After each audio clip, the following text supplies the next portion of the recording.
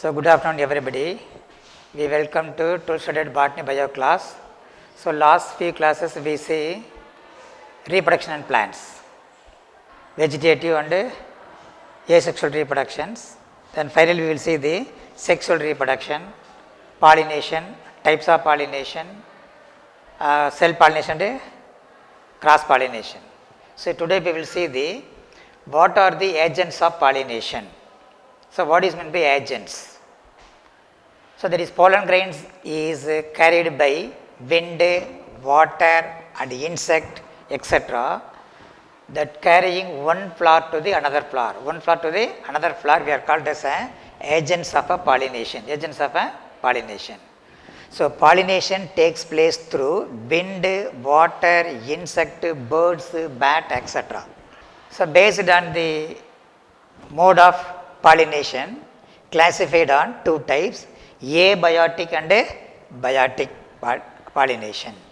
So, abiotic means takes place in a non-living organism, for example wind, water, and biotic means only for living things. So, that is animals is mainly involved by this pollination is called as an zoophily. So, what are the types of abiotic pollination? First one is called as anemophily, hydrophily. Anemophily means the pollination takes place by wind, and then hydrophily, hydro means water, so pollination takes place by water is called as an hydrophily. And then biotic pollination, so mostly the animals are also involved in the pollination called as zoophily. So, most of the plants takes place in biotic pollination. So, that is called as an majority of plants takes place in a biotic pollination. So, mainly takes place through the insects. So, they are called as termed as a entomophily. So, sometime asking two more questions, define entomophily. The pollination takes place by insect is called entomophily. So, now we will see what is the anemophilous and hydrophilous flower. First one we see the anemophily. Pollination takes place by wind. So, wind pollinated flowers are called anemophilous flower. Wind pollinated flowers are called anemophilous flowers. Example, grass, sugarcane, bamboo, coconut. So, most of the angiosperms are also takes place this wind. This pollination is also takes place in a wind exposed regions. So, it takes place through in a wind exposed regions, but pollens may not reach the target flower. If suppose one flower is also exposed to the pollen grains, at the time wind is blown, what happened? That pollen grains are also carried away for a long distance, not reached to the same flower or near flower. So, there is called it may not be reached the target flower, and this is not effectively take place, and during the pollination a large number of pollen grains are wasted transit from one flower to the another flower. So, at the time of transition the pollen grains are also wasted. So, there is falls on the other surfaces, it will not get a stigma. And hydrophily, the pollination takes place by water is called as an hydrophily. The pollinated by water is called as an hydrophilous flowers. So, it takes place in the number of aquatic plants. Aquatic means water plants. The floral envelopes are reduced. What is a floral envelope? The calyx, corolla, other part also reduced in size, sometimes absent in this hydrophilous flower.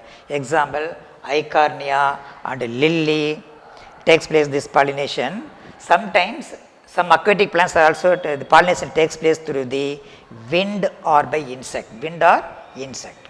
So, these hydrophilic flowers divided into two types. So, hydrophilous flowers are classified into two types, epihydrophily and hypohydrophily. Epi means upon. So, upon the water, hydro means water, upon the water.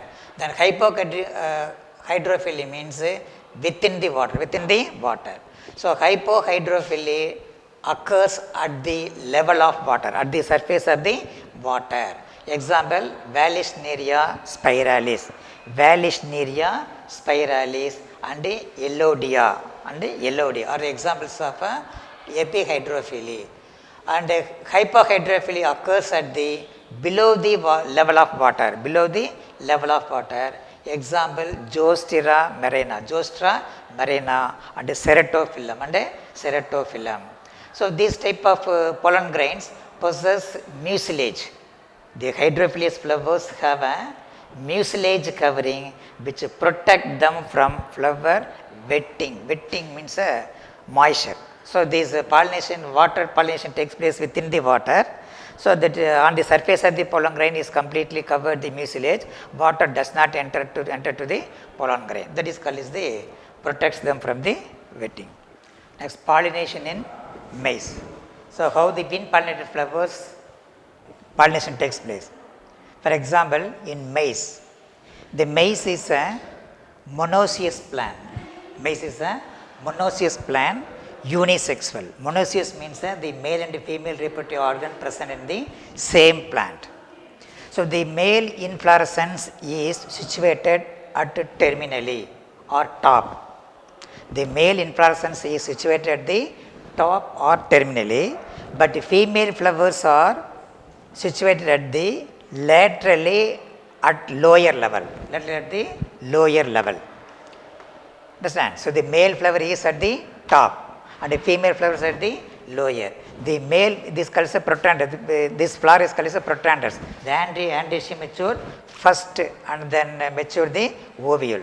So when these pollen grains are large, the pollen grains are large, heavy, cannot carried by a breeze wind. Breeze wind means a gentle wind. So the mild wind shakes the male flower. What happened?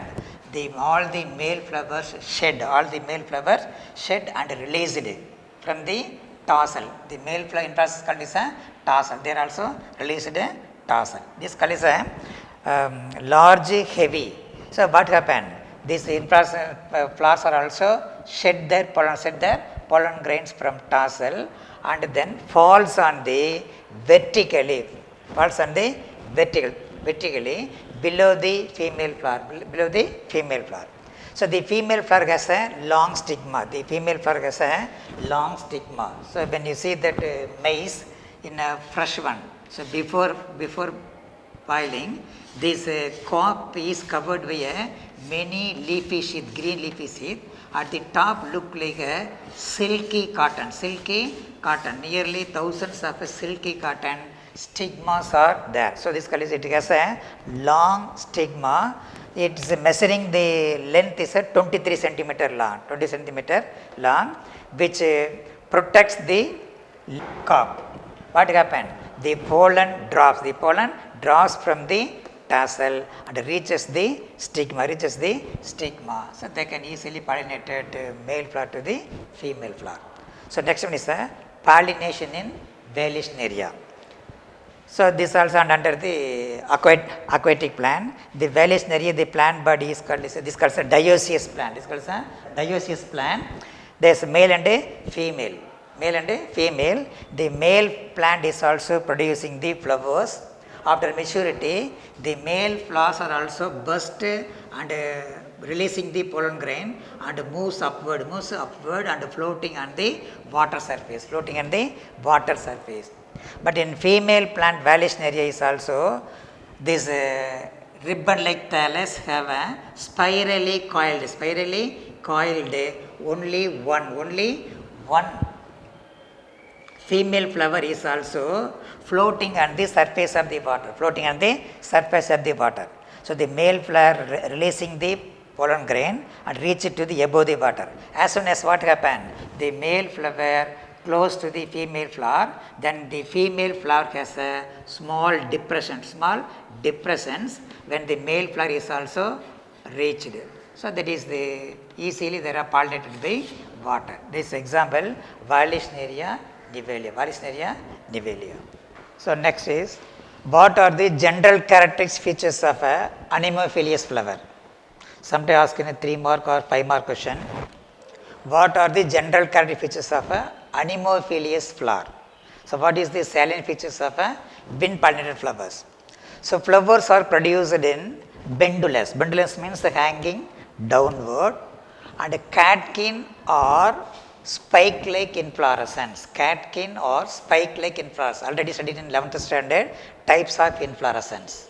Example Achyranthes. Example Achyranthes. And the inflorescence axis is elongates. Elongates means they are projecting outside. So that flowers are brought well above the leaves. Above the leaves. When you look some plants, for example, neem plant, the inflorescence is in a bunch.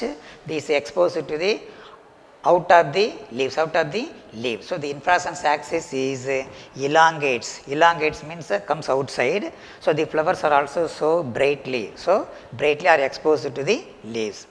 And perianth is absent. Perianth means calyx corolla are absent. Sometimes it may be reduced. And these wind pollinated flowers are very small, conspicuous, colorless, no scent, but they do not secreting nectar, because of the wind only is carried pollen grains from one place to another place. There is no agents of a biotic. So there is called is a smaller size, very smaller in size, and shapeless, colorless, no scent and nectar. These are very important characteristic features. And these wind pollinated flowers, stamens are numerous. This is produced in an enormous quantity. Filaments are long. The stalk of the anther is also very long and exerted. That is comes outside. And some plants have versatile. But versatile means this like. So this is the anther is hanging to the air. When you see that grass anther, when the wind is gently blow, what happen? The anther is also moving here and there. This is called versatile anther. Then these flowers, the anthers producing numerous pollen grains are minute, light, dry.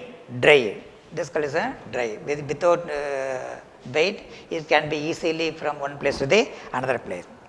So they can be carried to long distance because of this pollen produced in a numerous number. There is a minute, light, dry. It can be easily carried to one place to the another place. But some plants, the anther burst violently. Violently means that is for example, balsam plant. These are also the flower, the pollen is also burst very fast, and they disperse the pollen grain into the air. For example, Eutrica. And these flowers have a stigma is a large stigma, and protruding means the anthrasium matured very early. This is called a protrudrous, and branched. The stigma is a branched. This stigma is a branched. So this is called a large stigma, protrudrous, and branched. Feathery means a small hair-like structures appear on the stigmatic. This is called feathery because of catch the pollen grain. And generally, these flowers have only one ovule is present. So the plant produces flowers before the new leaves formation. So this wind pollinated flowers, the flower is produced very earlier. Formation of a new leaves. So the pollen can be carried without the hindrance of leaves. For example, in the neem tree, after shedding their leaves, they are producing the new buds. When the flower is produced first, and then later leaves are also formed. So this also easily carried from one place to the another place. So you have to prepare these questions, very important.